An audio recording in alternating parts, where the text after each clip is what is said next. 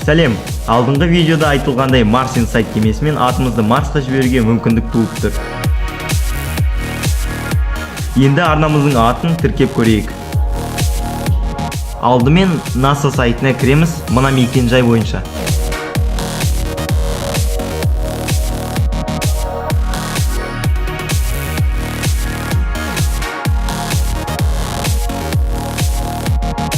Мына ұяшықтарға аты жөнімізді жазамыз.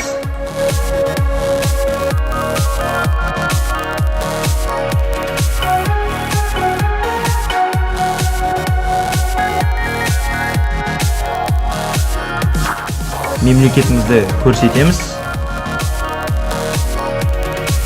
Ал email тұрақты жолаушы ретінде ұпай жинау үшін керек.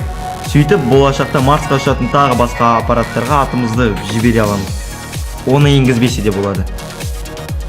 Мен робот емеспін.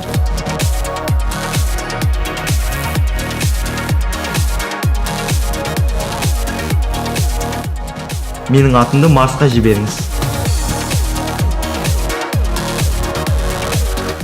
Дайын.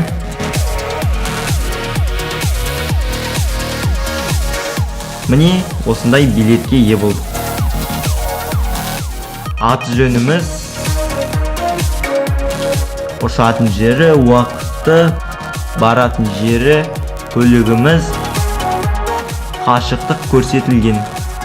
Оны жүктеп алсақ та болады.